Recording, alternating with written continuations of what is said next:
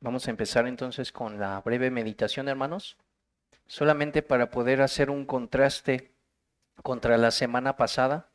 La semana pasada pudimos contemplar la gloria y el esplendor del reino de Salomón, cómo inclusive era un pueblo sumamente rico de tal manera que la plata era despreciable, no solamente delante de los ojos de Salomón, sino de todo el pueblo de Israel, porque abundaba el oro, hermanos.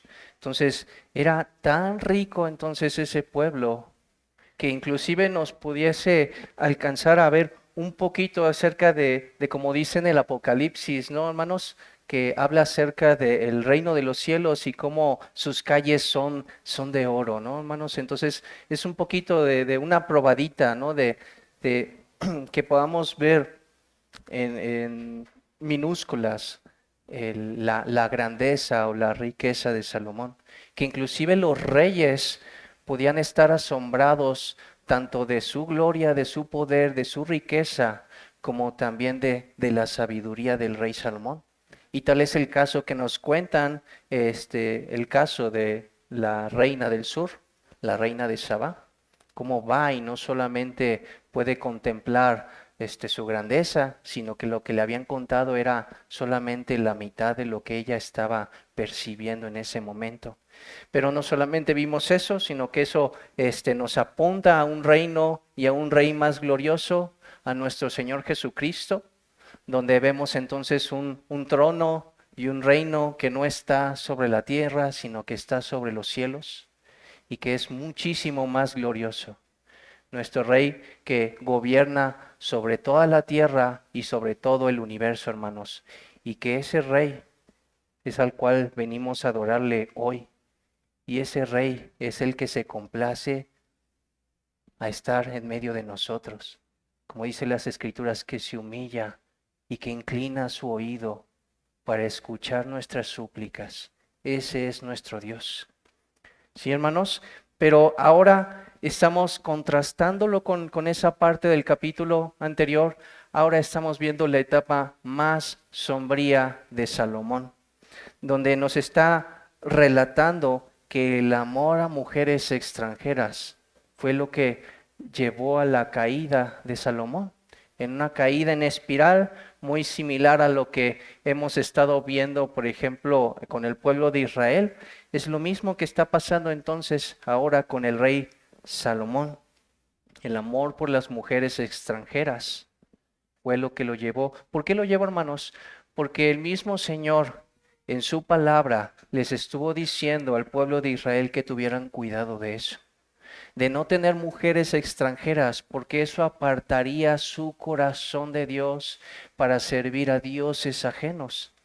Y que finalmente lo primero que vemos que hace el rey Salomón es tomar a la hija del faraón, y que él está pensando y que en un principio vemos cómo Salomón está determinado a adorar a Dios a pesar de ese pecado que ha cometido, pero al mismo tiempo está confiando en su propia prudencia, hermanos, que está tratando de contener su pecado en ese momento y que vemos la gloria y que vemos el esplendor de Salomón, pero de un momento a otro, poco a poco, paulatinamente, ese pecado que él no estuvo mortificando, con el cual no estuvo luchando, finalmente le pasó factura al final de sus días. Al final de sus días se cuenta entonces que él sirvió a muchos dioses diferentes de Jehová, dioses falsos. Por ejemplo, estábamos hablando de Astoret, de Moloch, todos esos dioses repulsivos de Quemos, que finalmente él mismo estuvo orillado por su corazón, que confiando en su propia prudencia, hermanos, al final lo que en un principio pudo contener, hermanos, al final fue como una fuerza incontrolable para Salomón. Ya no pudo, ya no atendió a tiempo su pecado, hermanos, y entonces eso le provocó esta decadencia espiritual a lo largo de sus días. y comenzó entonces a rendir culto a otros dioses. Y entonces, hermanos, este es el peligro de no tratar a tiempo con nuestros pecados, hermanos. Por eso las Santas Escrituras nos dicen, acuérdate de tu Creador en los días de tu juventud, antes de que vengan los días malos y lleguen los años en los cuales digas, no tengo en ellos contentamiento. Y ese precisamente fue del libro de Eclesiastés, hermanos. ¿Se imaginan con toda la sabiduría que tenía el rey Salomón? Cómo estaba escribiendo proverbios y cómo finalmente él está diciendo que el principio de la sabiduría es el temor del Señor, pero que él mismo, por no aplicar toda esa sabiduría en cada una de las cuestiones de su vida, lo llevaron a esta degradación espiritual. Entonces, hermanos, esto no significa, porque alguien pudiera decir o interpretar, no, es que Salomón no era creyente y por eso le pasó esto. Pero si, hermanos, si nosotros interpretamos de esta manera las escrituras, si nosotros interpretamos de esta manera la palabra del Señor, lo que va a pasar es que no vamos a ver el peligro que nosotros corremos si nosotros tomamos a la ligera el pecado que hoy estamos abrazando, que hoy estamos dejando entrar en nuestras vidas, al igual que Salomón. ¿Sí? No significa entonces, hermanos, que nosotros lleguemos a perder la salvación, pero sí significa que el pecado puede hacer grandes estragos en cada una de nuestras vidas, de tal manera que podemos llegar a experimentar una esclavitud o un dominio temporal por ese pecado que no atendimos a tiempo. Dios puede entonces entregarnos a esos pecados como una disciplina para que actuemos como bestias en ese momento hasta que no reconozcamos a aquel que es bendito por los siglos, hermanos. Aquel que es bendito por los siglos, aquel que nos amó y aquel que nos salvó. Así que, amados hermanos, en esta mañana el Señor nos llama a ser santos como Él es santo. No tomemos a la ligera nuestro pecado, porque realmente, hermanos, es una guerra que es de muerte y es hasta la muerte. Por eso muchos dicen, haz morir, dice un hermano, haz morir tu pecado o tu pecado te va a hacer morir a ti. Es una guerra de muerte.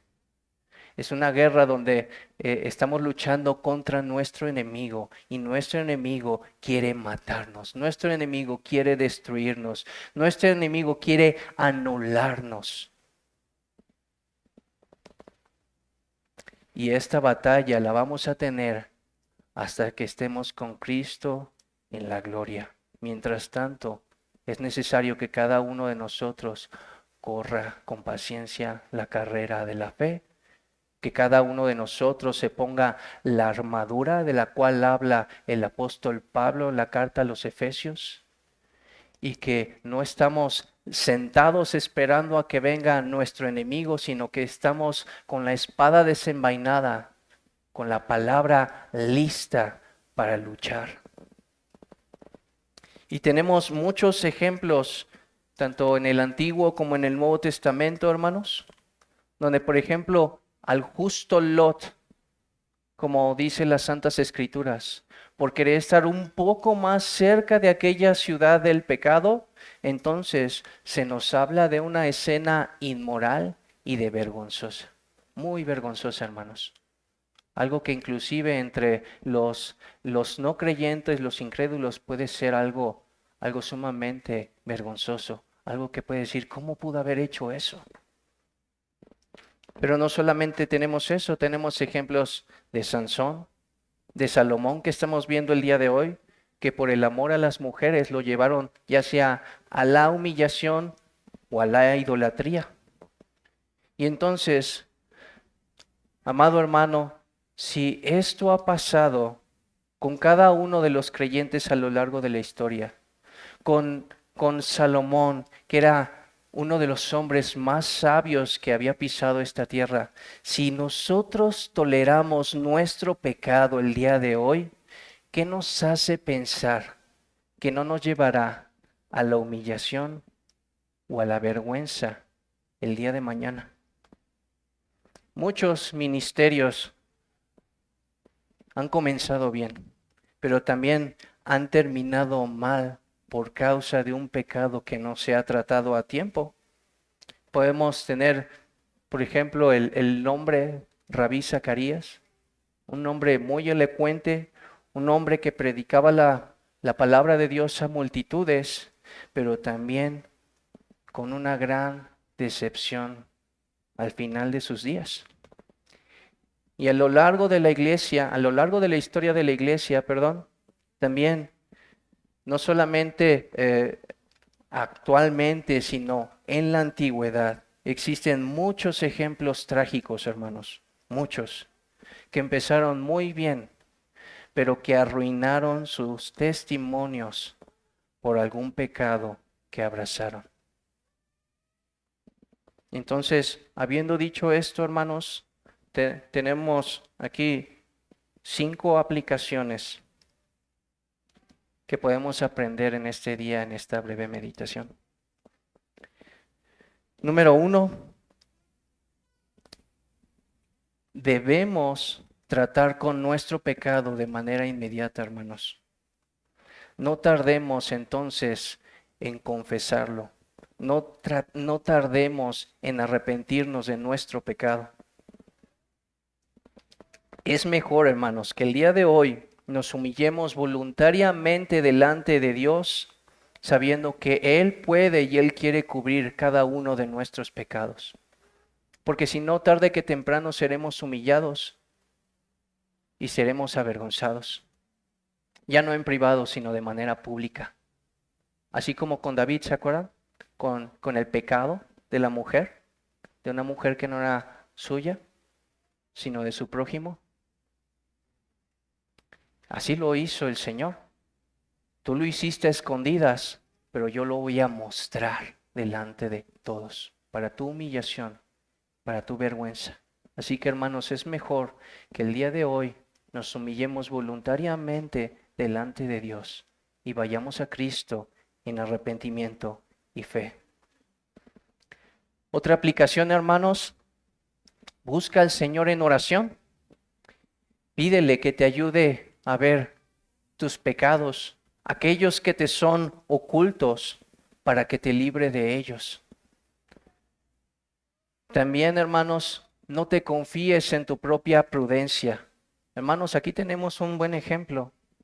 Salomón pensó que podía tratar con su pecado y finalmente terminó aplastándolo, ahogándolo. Ya no pudo contenerlo. Fue incontrolable después para él. Y dice también las escrituras en el proverbio: fíate de Jehová de todo tu corazón y no te apoyes en tu propia prudencia.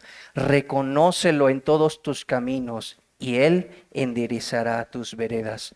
No seas sabio en tu propia opinión. Teme a Jehová y apártate del mal, porque será medicina a tu cuerpo y refrigerio para tus huesos. Otra aplicación, hermanos. Ten siempre, hermano, a la mano algún hermano que sea tu compañero de guerra, al cual puedas contarle todas las situaciones por las cuales tú te encuentras atravesando, porque nuestros hermanos pueden corregirnos, pueden mostrarnos, puede ser un medio de bendición de esa manera, puede mostrarnos nuestra maldad, nuestro pecado, cuando nosotros estamos ciegos a Él. Pero también puede mostrarnos nuevamente a Cristo para que podamos encontrar refugio seguro en Él. Y finalmente, a todo creyente entonces que ha pecado, se nos recuerda entonces también las mismas palabras. Hijitos míos, Estas cosas os escribo para que no pecáis, pero si pecáis, abogado tenemos a Jesucristo el justo, para que Él pueda perdonar nuestras iniquidades. Tenemos una eterna esperanza, amados hermanos, de poder correr continuamente ante el trono de su gracia para hallar misericordia, para hallar gracia para el oportuno socorro. Amados hermanos, no hay un lugar más seguro que a los pies de la cruz de Cristo. No hay nada como ver nuevamente esa sangre preciosa que nos limpia de todo pecado, que se encuentra ahí en la cruz del madero. Esa sangre del Cordero está ahí para nosotros continuamente, para limpiarnos, como dice la Santa Escritura, de toda nuestra maldad.